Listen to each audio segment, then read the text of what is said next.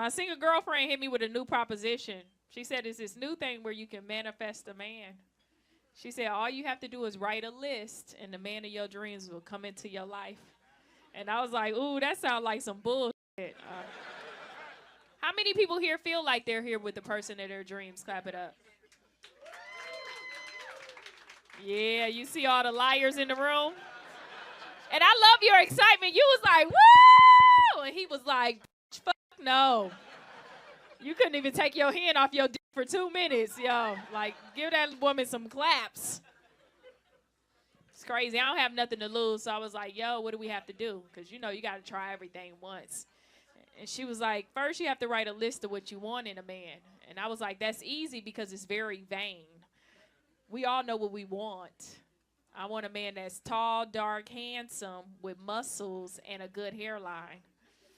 And she was like, ooh, you're in your 30s. That's asking for a lot. She was like, he's out here, but he's not looking for you. I was like, what? I thought this list was magical.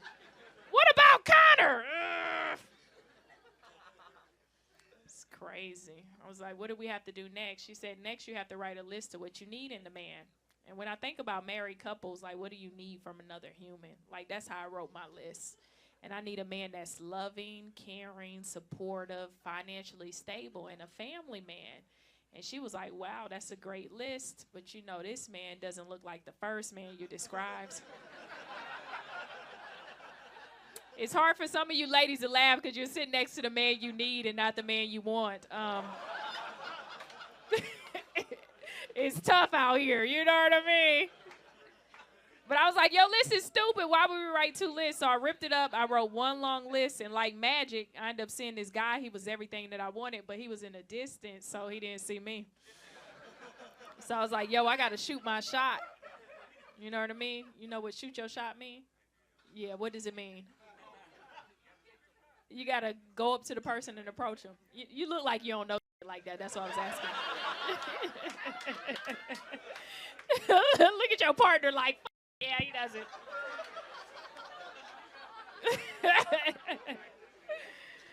I was like, I got to approach this man. But here's why I don't like to approach people. Childhood trauma. When I was 13 years old, oh, my God, I was madly in love with this guy. I used to get butterflies in my stomach, and I did everything to get his attention, but he didn't love me the way I loved him. So as an adult, I went to therapy to process that rejection. And the reason why he didn't love me the way I loved him is because he was my cousin. I'm from Florida. It's okay. You know what I mean? Comes a lot of people in here in the South know what I'm talking about. Hey! Yeah, look at them clapping. Yeah! Sometimes your first love is your cousin, you know? I didn't know at 13 it was weird to like my cousin. He's not my first cousin, but, you know, it just happened over the summer. My cousin over the summer grew a 6-pack, got a little mustache. He joined the football team. I was like, God damn, he looked just like me, but he's gorgeous. I'm over here all the time. We should just be together. But how I found out it was weird is my mother. Here's the thing about my mother. She got pregnant at 16, so sometimes the way she parented me was that of an older sister and not that of a mother. So she noticed I had a crush on my cousin, and she was like, hey, come here for a second. She was like, you like your cousin? And I was like, no. She was like, yes, you do. You gonna have a retarded baby. And I was like, what? She was like, yep, your baby gonna be like, eh! And I was like, I don't think you're supposed to parent me like this. And it takes a while to fall out of love. It's a process. I'm still playing with my cousin, and every time she would see us playing in the distance, she'd be like, psst, hey, psst, hey. Keep playing. You guys have fun. Yo, when I was younger, my mother was my first bully. I used to pray for a mother in her 40s. You hear me? But I got over my fear of rejection. I went up to this guy and I said, hey. He said, hey. I was like, are you single? He said, yes. I was like, this is going good. I'm shooting my shot. Okay, boom, up in that thing. What's the next question we should always ask a man? Do you have a job? Yeah. I like that. When somebody said, do you have a girlfriend? Okay, you've been through some trauma. You know what I mean? Shit. Do you have a job? Yeah, that's what I like to ask. And I asked this guy, I said, so what do you do? And he said, I'm a personal trainer. And I was like, ooh, broke, broke, broke, broke, broke. It is no financial stability in personal training at all. Plus, anybody here has ever been sold on a dream. It's the beginning of the year, so somebody in here has. They eat a lot of boiled chicken.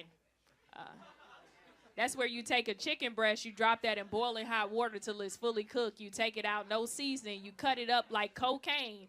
You meal prep it, and you eat it every single day. And I deserve a better lifestyle than that. So my girlfriend said, see, I told you go back to the list.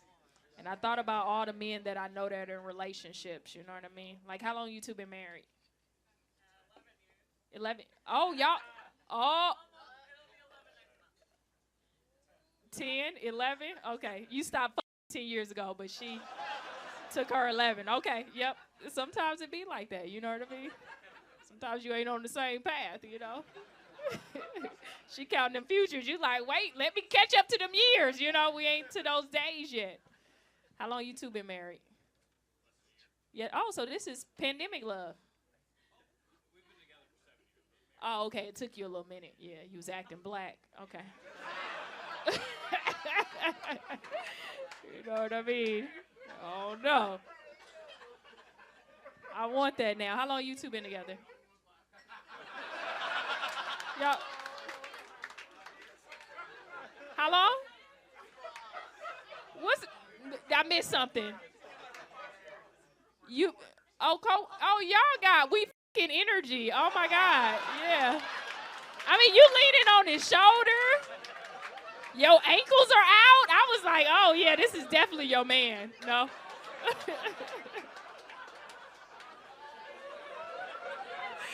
Hey, you might want to let your wife know, you know.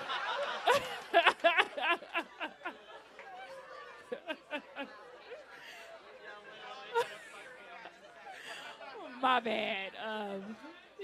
Like, you want that though. I see it in your eyes. Yeah. Yeah. But we got to keep it professional. You know what I mean? Just keep it tight, guys, you know. Yeah, drink that beer. Everything can get a little blurry.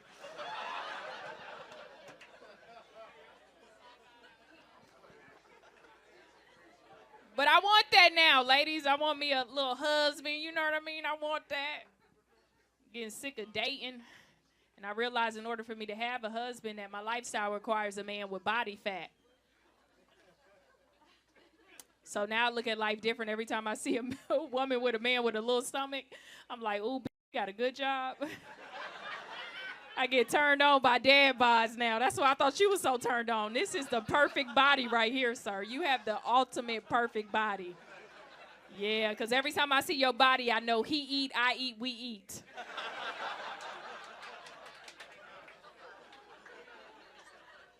And when I tell you single ladies in the back, I will kick you down and get next to a man with back fat right here called love handles.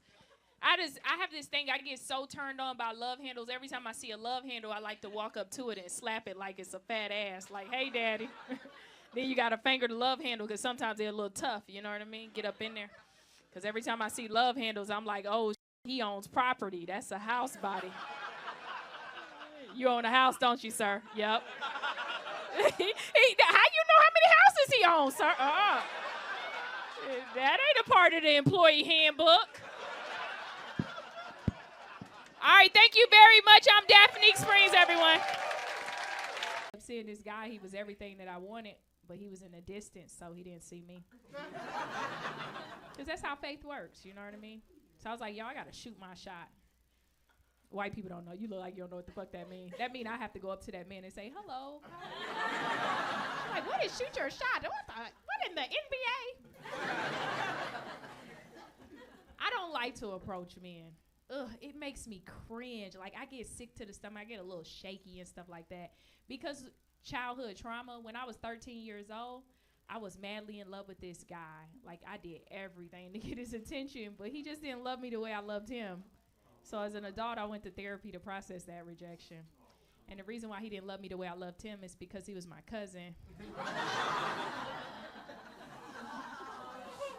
I'm from Florida. It's okay. Yeah. I'm from the South. Sometimes your first love is your cousin. You know what I mean? I was 13 years old. I didn't know the shit was weird. I didn't know it was weird to like my cousin. My cousin got a six-pack over the summer. He joined the football team, got a little mustache, and I was like, shit, you are gorgeous. I'm over here all the time. We should just be together. How I found out it was weird is my mother. Here's the thing about my mother. She got pregnant at 16, so sometimes the way she parented me was that of an older sister and not that of a mother. So my mother noticed I had a crush on my cousin, and she was like, hey, come here for a second. She was like, you like your cousin? And I was like, no. She was like, yes, you do. You're going to have a retarded baby.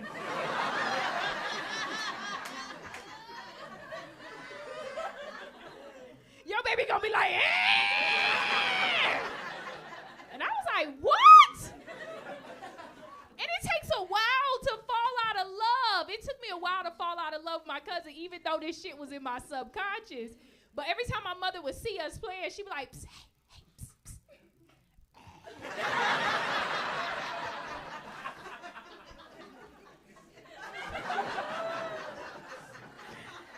That's why teenage people shouldn't get pregnant. You hear me?